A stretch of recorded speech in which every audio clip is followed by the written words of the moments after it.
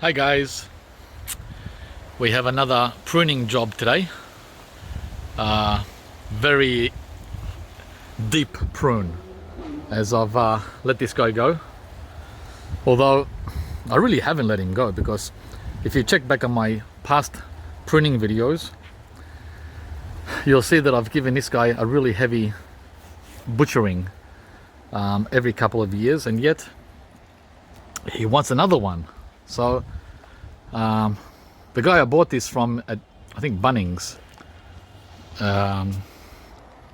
12 years ago, 13 years ago, he said, "Oh, Tangelo can barely survive in Melbourne, it's too cold." So I'm having the opposite problem of survival. The problem is it's too prolific, or too oh man, it just wants to live more than anything else, right? So I've got a big job ahead of me. It's like a jungle in there. Look at that, there's hardly any light. So this is going to be a very delicate operation, because we have fruit interspersed, and very hard to see because it's young fruit that came over spring, and now in midsummer I need 2 or 3 sets of eyeballs to be able to see the fruit as I prune. I haven't seen one yet, but I know they're there. So a massive operation coming up. So this is the heart of the tree in the middle. I've got my hand poking in the center, and as you can see, wow, look at that growth in the center of the tree. That's a big no-no, huge no-no for any tree, not just citrus. All right, I was able to find some fruit on the other side. There's one there, and there's 3 there. Like I said, there's quite a few fruit, but I've got to be careful now how I prune, right? It's like, prune this, prune that, but watch this and watch that. And right throughout, as I'm working, there's a couple of fruit that are still there from last season. They're probably all dried out, that we never got to. There's another one of the new season fruits. One of last season's fruits. So I am going to get started now. I'm going to work from the inside out. Yeah, because I know there's not as many fruit on the inside. Most of the fruit are hanging on the outside here. See that?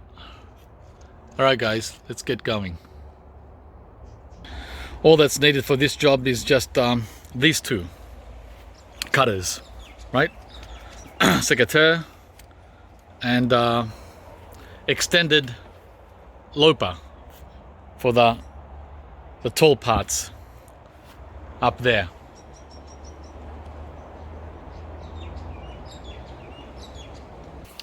Okay, step 1 is done, which is removing the middle deep inside. These are all brand new branches that came over summer and were absolutely horrible. Look at all the light in there now. See that? Let's have a look. Look at all the light. I see the light. And we've only just started, by the way. This is not the end. It's a lot better than what it was, but we're gonna get the bushiness out of here. So step 2, or stage 2 next. All right, stage 2 is on its way. So far coming along well. Look at all that mulch. Where do I get my mulch from? You ain't seen nothing yet. We're gonna quadruple this and more. Look at that, we have a new tree, guys. Wow. Wow.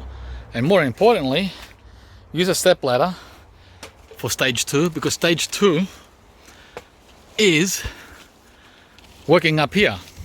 So we already cleared this spot here, which is why it's all open. And next we're going to go around to that side and do that. And then the far side down there. And this side over here. So four segments. We've done one of the four. All this area here. And we're going to do the other three sides. And then we'll come back to you. And we might be removing this big whopping branch, this leading branch in the center. This guy here, who's been causing all these branches to grow in the middle, causing all the darkness. So he'll probably go. I've got to just figure out how to cut him off. And I might get rid of that one too. Maybe. Let's see how we go.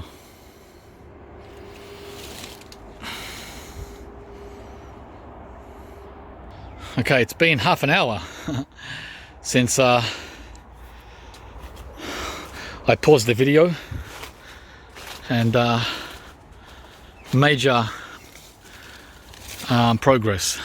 Look at this. It's a completely different tree. I decided to keep this leading branch in the middle. I just trimmed the top off with an electric saw, and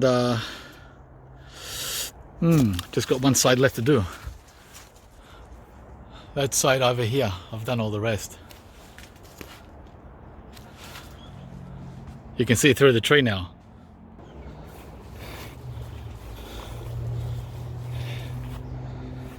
Yeah.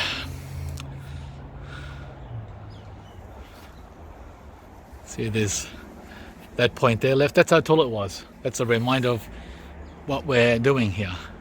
So we went from that height to this height, which is almost a meter in height that we brought this down. Yeah. So this corner here is left, all this. That's touching the fig tree. And then just go around for the final stage, which is like a barber at a hairdresser, cleaning up little cuts. And by the way, the tree was still wet, so I got a free shower. Yeah, I was getting showered as I was snipping because it rained earlier today, and the tree hadn't dried yet, but that's all right. We don't mind getting wet in summer. All right, the sun's coming out just in time as I'm finishing off. That's the finished job, except for very light trimming around the tips. But you get the drift. Look how tall the pineapple guava looks now. Huh? It's twice as tall as the Tangelo. See it? Wow. Massive. That's gonna need a butchering too. I forgot to do it last winter. The guava is meant to be pruned in winter, June, July, August here in Australia, and I let it go. This is what happens when you let a tree go. Huh? It should be halfway between the Tangelo, should be right there in height, but instead it's up there. So, oh, the sun's fully out now. I love it. Oh yeah, even though it's the end of the day, feels good. Yeah, so I have to remember in June, July to do the pineapple guava, the feijoa, as some people insist on calling it. So guys, this is all our mulch. Check it out, huh? Looks like a lot, doesn't it? But once I bundle it, once it's bundled, it can almost fit in my hand. In two hands. It's really not much. And after 1 or 2 weeks, it breaks down or dries up into almost nothing. So yeah. All right, so let's have a look inside the tree now. Wow, there's light coming in from every point, like over 100 different positions of light beaming through. It's just awesome. Some people will say this is an overreach. I overdid it. That's an expected reaction from some viewers. I don't know if they're growers though. Guys, if you're not a grower, you're not talking from experience. So look at that. Look at the middle. Hang on. There. The middle is big enough to wow. It's like almost over a meter wide. And even with all that hard butchering, I only lost one, well, visibly one fruit, that one there, for next season. There might be more if I go through all the cuttings, but I'm pretty proud of myself for not cutting the fruit off. As I told you at the beginning, a very hard operation, delicate operation, so not to cut the new season fruit away. The fruit I showed you at the beginning, that one, those ones, that one, all intact. So I'm pretty wrapped. There wasn't much anyway. I think there's only like a dozen fruit, which is extremely poor, a poor season. Hopefully next spring it'll give us hundreds of Tangelo.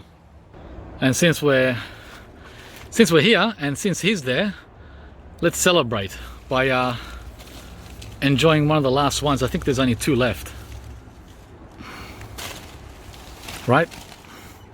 You can tell that he's really overripe when you see red coming through. Okay, take off my shoes, get grounded on the grass. Ooh, feels nice. That took me exactly 1 hour, by the way, or just under an hour.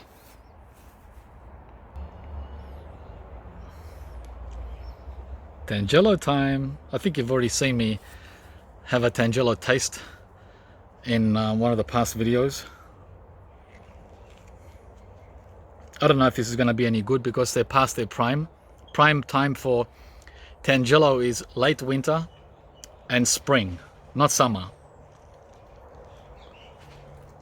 And they're one of the hardest citrus to peel.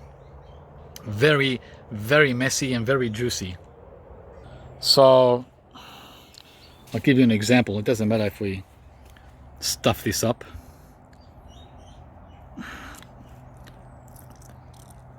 Very hard to peel.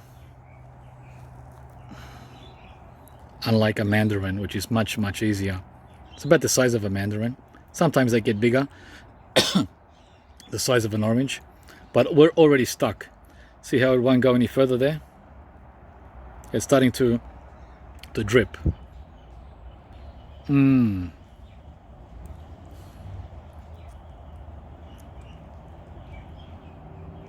See that?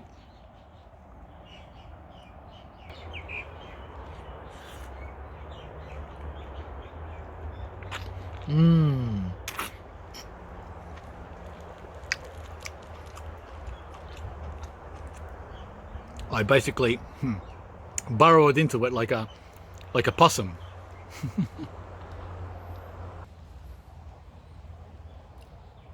So that fruit was my short-term reward, and long-term, guys, is that the tree will be even more bountiful, we hope, next season. That is next spring for 2023. So as you can see, I cleaned it all up, which only takes another 10-15 minutes. Right? Beautiful. And this will be sitting now and waiting to be used around the garden as time goes by. Yeah. So thanks for watching. Like, share, comment, and we're gonna see you from the next video, guys. Yeah, I sure enjoyed today's exercise. Oh, there's one fruit left. Right there. Oh, there's the familiar Tangelo nipple. See it? There's another fruit there. Another one there. A couple of small ones there. Another one there. And a baby here.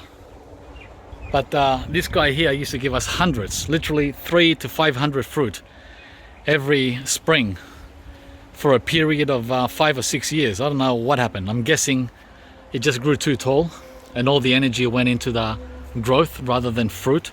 And then when it was time to prune, I was pruning away all the flowers. So guess what the take-home message is, guys, from this video today? Can anyone guess? Other than don't let your tree grow too high. Plant dwarf citrus. Dwarf, not full size, because you're going to be having the same issue like I'm having year in and year out. Bye guys.